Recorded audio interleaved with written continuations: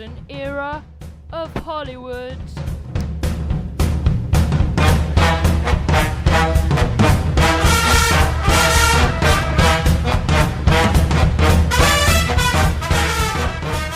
I chose 1930s Hollywood because it is a well-defined and easily recognizable era. From mobster gangs with their cars and guns, to stars at the peak of their fame. Cary Grant, Clark Gable, Gregory Peck, Loretta Young, Greta Garbo, and Marlene Dietrich, and the ever-adored Ginger Rogers and Fred Astaire. At the time, silent films lost popularity as the brand new talkies were produced, and in far more genres than before. Horror, musicals, and romance genres did particularly well. Women began to make their own way in the world, in recognition of their talents during the First World War. Hollywood film studios like 20th Century Fox and Warner Brothers began making a name for themselves, and stars soon flocked to their doors. The stars themselves were commercialized, and many were made to sign binding contracts to a particular studio. The commedia dell'arte characters of A Servant to Two Masters are transformed into instantly recognizable ones from 1930s Hollywood. Clarice and Silvio, self-obsessed and spoilt, up-and-coming actors on the brink of fame. Dr. Lombardi, mob boss and proud father of a son, who hopefully would stay out of trouble. Truffaldino and Smeraldina, personal assistants to their demanding and willful masters. Pantaloon, a retired director who probably gave his daughter a leg up in the industry, but nobody dares say that to his face. Florindo, a hotshot director looking for the actress who stole his heart and disappeared. And Beatrice, that very actress, but pretending to be her famous, but dead, film director brother, to find Florindo. Locations easily translate to Hollywood, and the action is only heightened by the era change because of the naturally glitzy nature of the 1930s. It quickly becomes apparent that this is the center of the film industry. Welcome to the glitz, the glamour, and the gossip of 1930s Hollywood.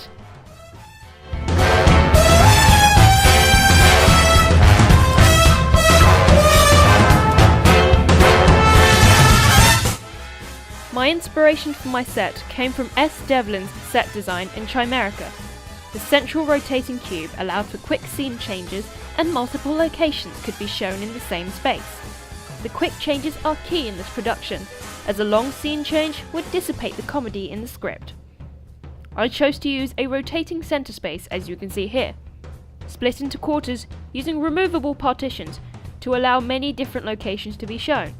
For example, the living room in Pantaloon's house, the film set that the directors and actors work on, the hotel rooms that Beatrice and Florindo stay in, and the hotel kitchen. The partitions have doors in them to allow actors to move from one quarter to another to leave or enter a scene. This is demonstrated in Act 2, Scene 12, the dinner scene. Truffaldino and the first waiter make use of the partition doors to run from Florindo's room to Beatrice's, using the space in the middle as the kitchen. 1930s kitchens were full of long tables of food, and the two serving actors can utilize this to grab a plate while running between rooms without having to stop. There are also two doors in the backdrop, shown here and here, where actors can enter from, particularly useful in Act 3, Scene 6, the hanging scene, where Beatrice and Florindo make their way to opposite corners of the stage from their respective doors to commit suicide. I would have a large audience, as comedy is generally shared better in large groups, and this would also give the actors more opportunities for different people to use in their lazzi.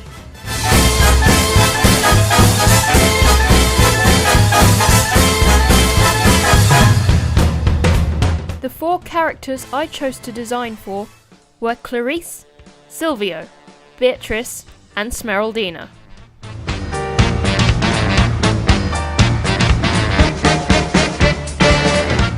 Meet Clarice, a self-obsessed and spoilt daddy's girl.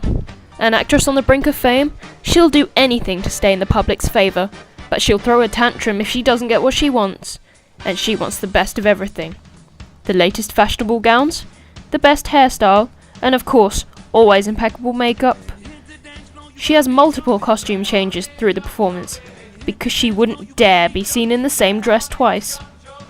Outfits are in the most expensive colours that can be made, and silk and furs are the obvious choice of materials. Her outfit is based on the glamorous and expensive outfits worn by the screen sirens of the 1930s.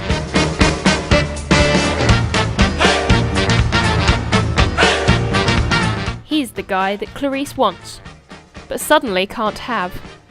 Not quite at the same fame level as Clarice, Silvio isn't considered a great catch. He's known for his overly dramatic nature and his vices, and it's rumoured that he bought his way up the ladder with his father's blood money.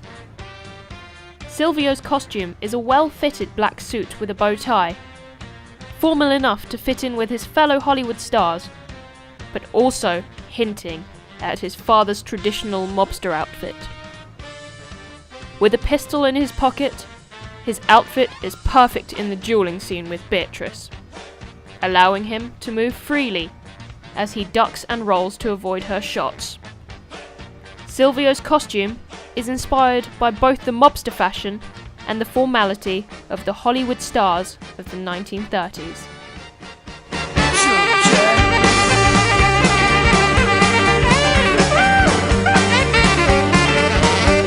As Clarice's personal assistant, Smeraldina is at her beck and call at almost every hour of the day.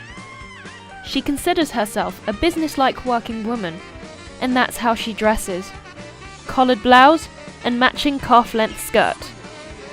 She doesn't let the less exciting outfit stifle her coquettish and feisty nature though. The bright contrast of lipstick should tell you that. Like Clarice, she gets what she wants. But unlike Clarice, she'll use her head and work for it. Her outfit works well in her scene with Truffaldino. Her fresh and fashionable clothing looks out of place in the downbeat hotel, but works as a perfect contrast to Truffaldino's scruffier and cheaper clothes. Her costume is inspired by the new idea of the working woman's outfit in the 1930s, showing her as serious enough to participate in a working man's world, but also defining her as a frontrunner of the independent women's movement.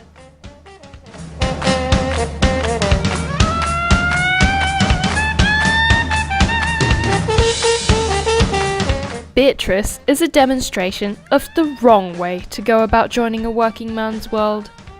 When she herself adopts the mannerisms, she struggles with them, and often finds it hard to get them right. However, she's here on a mission to find Florindo, and her costume is entirely appropriate for that. It shows her as a powerful man with enough money to buy an expensive suit and trench coat.